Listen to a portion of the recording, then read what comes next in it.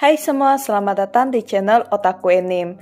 Mimin kembali lagi untuk membahas light novel Classroom of the Elite Second Year volume 4.5. Jadi pada video sebelumnya di siang hari mereka bermain permainan berburu harta karun dan Ayano Koji membagikan setengah dari hadiah berburu harta karunnya kepada Kushida.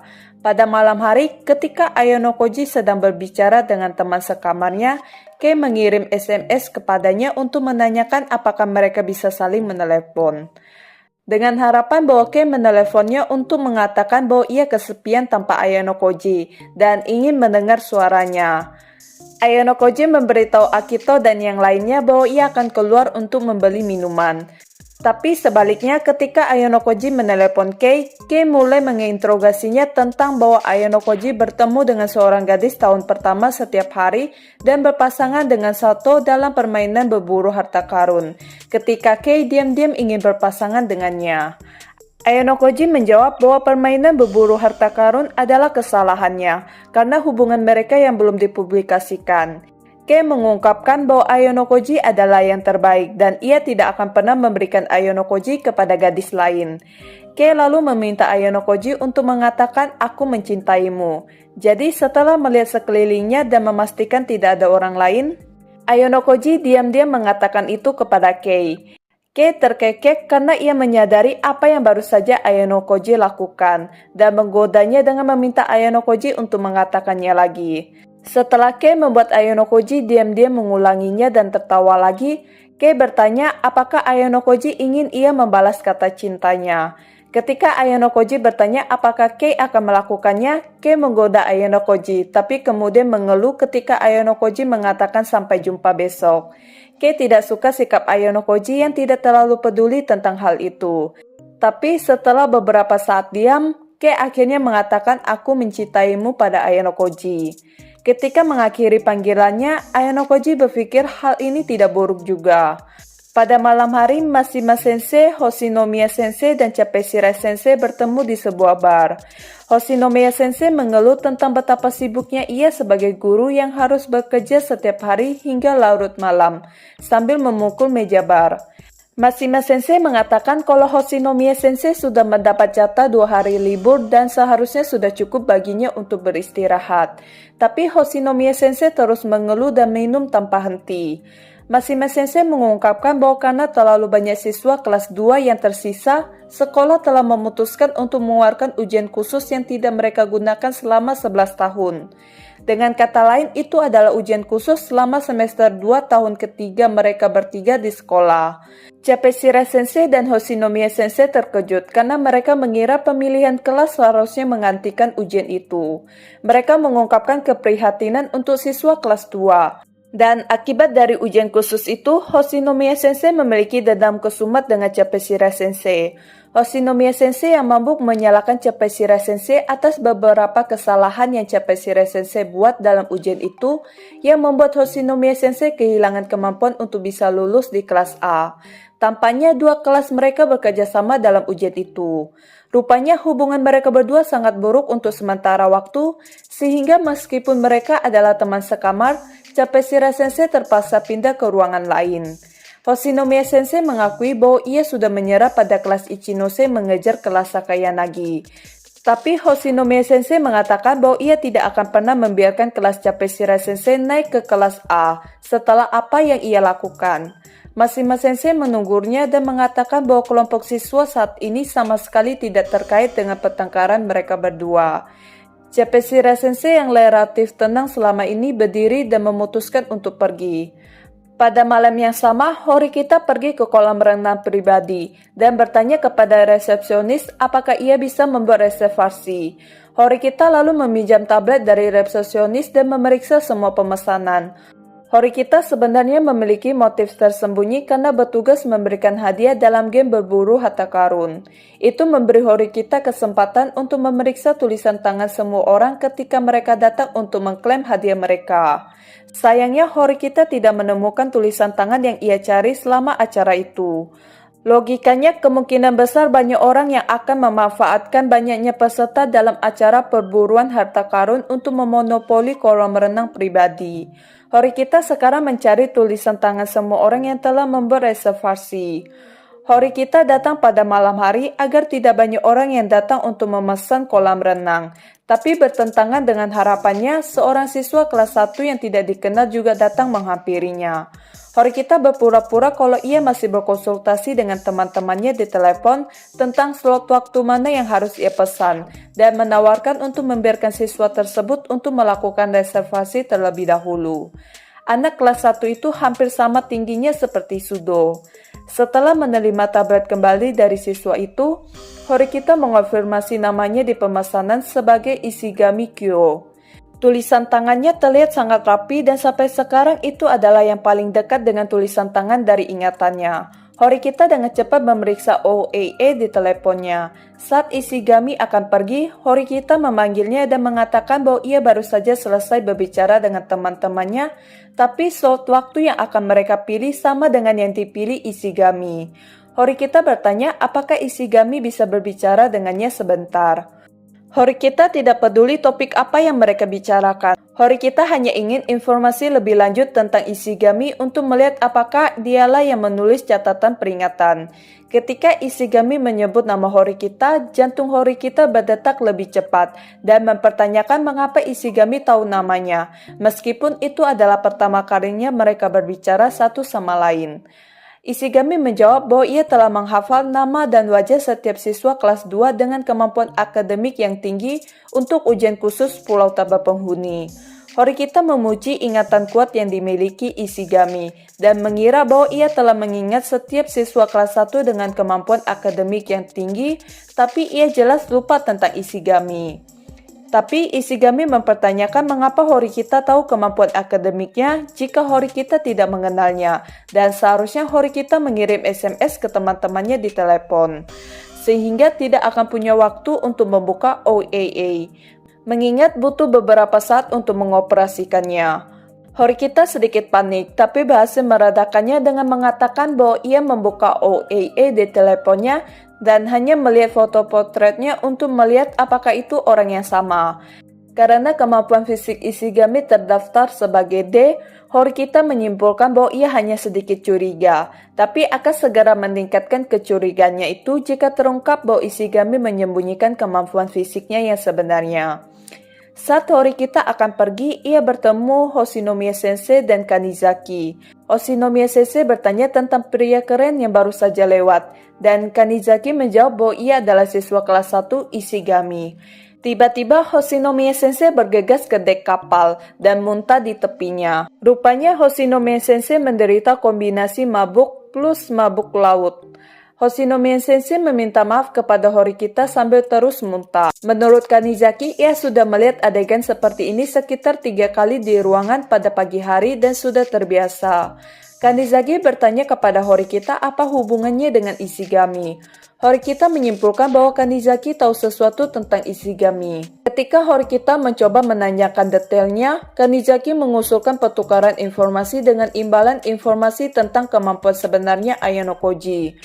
Horikita mengatakan bahwa ia tidak tahu apa-apa tentang Ayano Koji meskipun mereka adalah teman sekelas, karena Ayano Koji tidak mempercayainya. Horikita tidak merasa seperti Kanizaki akan memberikan informasi yang cukup, tapi Kanizaki puas dan mulai memberikan kesan terhadap Ishigami. Kanizaki mengungkapkan bahwa Ishigami sangat penyayang kepada sekutunya dan telah diakui sebagai pemimpin kelas 1A dengan kombinasi kekuatan Sakayanagi dan Ichinose. Namun Ishigami juga tidak kenal ampun ketika berhadapan dengan musuh yang mengancam teman-teman sekelasnya. Ishigami akan mengambil sikap acuh tak acuh terhadap siapapun yang tidak termasuk dalam 2 kategori itu. 2 kategori itu maksudnya teman atau musuh. Menurut Kanizaki, jika Ishigami mengingat nama Horikita, kemungkinan Horikita telah diklarifikasi dalam salah satu dari 2 kategori tersebut. Kanizaki memperingatkan Horikita agar tidak terlibat dengan Ishigami dan melabeli Ishigami sebagai siswa kelas 1 yang paling layak untuk diperhatikan. Horikita bertanya apakah ada tahun pertama lainnya yang menurut Kanizaki berbahaya. Horikita berpikir Kanizaki akan menyebut Amasawa atau nama yang lain muncul tapi bertentangan dengan harapannya. Kanizaki menjawab bahwa tidak ada orang lain yang paling berbahaya selain Ishigami. Dengan itu semua, Kanizaki berjalan pergi dan melewati Ibuki yang berjalan ke Horikita. Ibuki lantas bertanya apakah Horikita dekat dengan Kanizaki. Horikita mengatakan tidak dan menjelaskan bahwa ia hanya menyuruh Kanizaki menggambarkan Ishigami kepadanya. Karena Horikita curiga Ishigami mungkin adalah orang yang ia cari. Ketika Horikita mempertanyakan apakah peringkat fisik de Ishigami itu palsu, Ibuki langsung menyangkal kemungkinan itu, karena kemarin ia berada di lantai yang menghadap ke kolam renang, dan tanpa sengaja melihat bagian atas tubuh Ishigami yang telanjang. Ibuki mengatakan bahwa kekuatan terkait erat dengan tipe tubuh, dan Ibuki biasanya dapat menentukan seberapa kuat seseorang hanya dengan melihat otot mereka, untuk melihat apakah mereka telah berlatih. Dengan ini, Horikita memutuskan untuk menghapus kecurigaannya dari Ishigami. Di saat siswa lain sedang asik menikmati fasilitas kapal, Amasawa bergegas menuju ke kamar Yagami. Amasawa bertanya apa yang Yagami rencanakan dengan Nanase, Ruen, dan Horikita di mana semuanya sedang mencarinya. Yagami mengatakan bahwa itu baik-baik saja dan semuanya berjalan sesuai rencana. Amasawa menjadi waspada saat Yagami berjalan ke arahnya dan bahkan tidak berkedip. Karena dalam sekejap Amasawa berkedip, ia bisa saja memberi Yagami kesempatan untuk meluncurkan serangan fatal. Di saat orang-orang beranggapan kalau Amasawa adalah orang yang paling berbahaya, tapi di bawah lingkup Yagami, Amasawa berhasil dibuat ketakutan. Yagami meyakinkan Amasawa bahwa ia tidak akan menggunakan kekerasan terhadapnya di tempat seperti ini. Amasawa menjawab bahwa ia ingin mempercayainya, tapi tidak bisa. Yang membuat Yagami tertawa dan menjawab kalau Amasawa tidak berada di pihak Waitroom, dan itu berarti Amasawa adalah musuhnya sekarang. Tapi kemudian Yagami dengan merendahkan berkata bahwa ia tidak benar-benar melihat Amasawa sebagai ancaman. Amasawa mengancam akan merekam percakapan ini untuk mengekspos segalanya kepada Ayano Koji. Tapi Yagami mengatakan jika Amasawa berada di pihak Ayano Koji, Amasawa pasti sudah memberitahunya secara langsung. Meskipun ada kemungkinan Ayano Koji tidak akan percaya dengan perkataan Amasawa, tapi setidaknya itu akan meningkatkan kewaspadaannya terhadap Yagami. Yagami bertanya pada Kushida apakah ia akan terus ikut campur dalam rencananya seperti menyabotase Kushida dan Kurochi yang ia kirim. Amasawa bertanya apakah Yagami marah, tapi Yagami tertawa dan mengatakan sebaliknya. Yagami belajar banyak hal tentang kepribadian Ayano Koji dan meningkatkan akurasi yang ia bisa untuk membaca tindakan Ayano Koji di masa depan. Menurut Yagami, pengejaran Nanase dan Ruen terhadap Utomiya tidak akan menghasilkan apa-apa. Sebaliknya, Yagami ingin Horikita menemukannya dan menyarankan dengan beberapa petunjuk lagi, Horikita akhirnya akan menemukannya. Amasawa merasa kasihan pada Utomiya karena ia hanya bekerja sama dengan Yagami untuk membantu melindungi teman-teman sekelasnya. Namun Yagamilah yang mengatur pengusiran teman-teman sekelas Utomiya sejak awal. Yagami mengatakan bahwa strategi kali ini mengungkapkan bahwa Sakayanagi sebagai sekutu Ayano Koji, dan Yagami harus memikirkan tindakan balasan untuk Sakayanagi di masa depan. Amasawa bertanya mengapa Yagami tidak melakukan pertarungan serius dengan Ayano Koji. Dengan kemampuan bertarung Yagami, ia seharusnya bisa bersaing dengan Ayano Koji. Yagami mengatakan bahwa ia tidak suka menggunakan kekerasan lebih dari tingkat minimum. Dan di sini terungkap kalau Shiba Sensei adalah orang yang mendisiplinkan Amasawa di Pulau Tanpa Penghuni. Dan Yagami memuji Amasawa karena tidak melawan sama sekali. Yagami mengatakan bahwa ia akan melakukan pertarungan mental melawan Ayano Koji dan tidak akan menggunakan kekerasan untuk melawannya. Yagami akan mengatur pertandingan di mana ia atau Ayano Koji yang akan dipaksa untuk keluar dari sekolah. Yagami dan Amasawa adalah siswa Waitroom dengan keinginan dasar yang bertolak belakang. Yagami ingin secepatnya kembali ke Waitroom sedangkan Amasawa tidak ingin kembali. Cepeshira Sensei memanggil Ayano Koji ke aula konsil sekitar pukul 2 pagi di tengah malam. Ayano Koji mengeluh bahwa mereka melanggar protokol yang dimana mereka tidak diizinkan berkeluyuran di atas jam 10 malam. Tapi Cepeshira Sensei meyakinkan Ayano Koji dengan mengatakan bahwa para guru tidak berpatroli lagi setelah jam 12 malam. Cepeshira Sensei mengungkapkan bahwa mereka akan menerima ujian khusus baru setelah mereka kembali ke sekolah. Cepeshira Sensei bertanya pada Ayano Koji apakah menurutnya mereka bisa mencapai kelas A. Ayano Koji mengatakan bahwa kelas mereka memiliki potensi tertinggi dari semua kelas, tapi sangat sulit untuk mengatasi kesenjangan dengan kelas Sakayanagi. Ayano Koji mengatakan kalau kelas mereka harus bersatu menjadi satu kesatuan dan itu termasuk Capesira Sensei di dalamnya. Ayano Koji menuduh Capesira Sensei tidak memberikan upaya terbaiknya untuk siswa-siswanya dan meninggalkan mereka karena Capesira Sensei tidak ingin percaya pada harapan palsu bahwa mereka bisa mencapai kelas A. Ayano Koji bertanya kepada Capesira Sensei apakah ia bersedia membuang masa lalunya untuk bergerak maju sebagai wali kelas yang benar. Jika Capesira Sensei menyerah sekarang, maka Ayano Koji juga akan menyerah pada pencapaian kelas A. Tapi jika Capesira Sensei serius membidik kelas A, Ayano Koji juga tidak akan menyia-nyiakan upaya untuk mencapainya. Dalam artian, Ayano Koji bersedia ikut serta dalam mengambil kebijakan kelas. Capesira Sensei tidak memberikan jawaban yang jelas, tapi bergumam bahwa jika Ayano Koji menjadi yang terdepan di kelas, kelasnya juga pasti akan berubah. Ayano Koji berpikir bahwa evaluasinya terhadap Capesira Sensei sebagai guru tetap rendah. Tapi Ayano Koji sekarang sedikit lebih menghormati Capesira Sensei sebagai manusia. Ayano Koji secara acak memutuskan untuk bermain piano. Setelah pertunjukan, Capesira Sensei terkesima dan memuji Ayano Koji, mengatakan bahwa ia tidak akan bisa mencapai level itu bahkan jika ia berlatih seumur hidup. Kemudian Tsukishiro juga masuk dan memuji kemampuan Ayano Koji, mengabaikan Capesira Sensei yang mencari-cari alasan. Ayano Koji menyimpulkan bahwa Tsukishiro melacak mereka menggunakan kamera keamanan. Tsukishiro mengatakan bahwa sejak ia diberhentikan hari ini dan Direktur Sakayanagi kembali sebagai ketua, Tsukishiro sekarang hanya orang biasa dan tidak akan melaporkan mereka ke sekolah. Ayano Koji bertanya apakah boleh ia mempercayainya, dan Tsukishiro menjawab bahwa jelas tidak ada gangguan dalam permainan pianonya. Ayano Koji mengatakan ini karena pertempuran antara ia dan Tsukishiro murni karena pengusiran, dan ini bukan sesuatu yang bisa membuat Ayano Koji diusir. Tsukishiro bertanya kepada Ayano Koji untuk terakhir kalinya, apakah Ayano Koji bersedia keluar dari sekolah. Capesira Sensei marah pada Tsukishiro karena ikut campur dalam ujian khusus untuk mencoba mengeluarkan Ayano Koji. Tapi Tsukishiro menunjukkan bahwa Capesira Sensei juga akan melanggar aturan dengan membocorkan rincian ujian khusus kepada siswanya terlebih dahulu. Selanjutnya mereka melanggar aturan jam malam dan bertemu sendirian di tengah malam meskipun mereka pria dan wanita. Capesira Sensei mundur dengan kata-kata ini, tapi Ayano Koji mengatakan ia tidak akan keluar secara sukarela dan akan tinggal di sekolah ini sampai lulus, kecuali ia dikeluarkan sesuai dengan aturan sekolah ini. Tsukishiro memuji Ayano Koji dengan mengatakan bahwa Ayano Koji lebih pintar dan lebih kuat dari siapapun.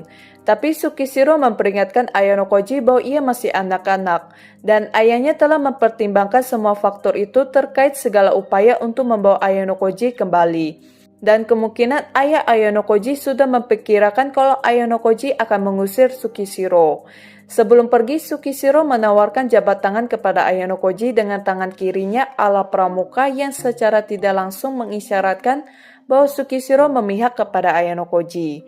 Tapi Capesira Sensei mencatat bahwa berjabat tangan dengan tangan kiri memegang makna simbolis, tetap menjadi musuh sampai akhir.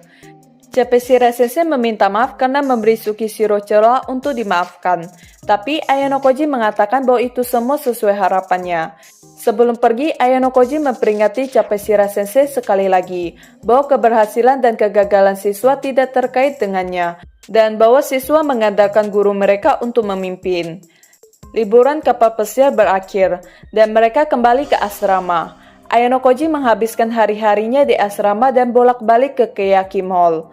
Ayano Koji berinteraksi dengan teman-temannya di kelompok Ayano Koji, dengan teman lama seperti Sudo dan Ike, dan dengan orang-orang dari kelas lain seperti Izezaki, Hyorin, dan beberapa orang dari kelas Ichinose. Tapi dengan berakhirnya liburan musim panas, itu berarti adalah hari terakhir sebelum Ayano Koji dan Kei mengungkapkan hubungan mereka kepada publik. Kei gugup tapi bertekad untuk mengungkapkannya dan meminta Ayano Koji untuk melindunginya jika status sosialnya jatuh. Bahkan Ayano Koji mencium Kei sebanyak 3 kali. 2 ciuman pertama hanya 1 detik dan ciuman terakhir yang paling lama sekitar 10 detik. Meski begitu, Ayano Koji tetap tidak merubah pemikirannya tentang Kei kalau Kei hanya sebuah kurikulum cinta baginya, dan ciuman tadi hanya dianggap penyelesaian kurikulum bagian pertama dan melangkah ke bagian kedua. Tujuan Ayano Koji adalah ketika waktu perpisahan datang, karena berbagai kesulitan yang akan dihadapi nanti, Kei harus mampu berdiri tegak dan melihat ke depan saat berpisah darinya. Karena itulah hal terpenting dalam kurikulum cinta ini. Dan inilah akhir dari volume ini. Mimin makin tidak sabar menunggu volume 5-nya rilis. Bagaimana reaksi teman sekelas Ayano Koji saat mereka mengumumkan hubungan mereka dan bagaimana cara Ayano Koji dan kelas 2D lainnya menghadapi ujian khusus yang berpotensi untuk putus sekolah. Mungkin sekian dulu dari video kali ini. Sampai jumpa kapan-kapan.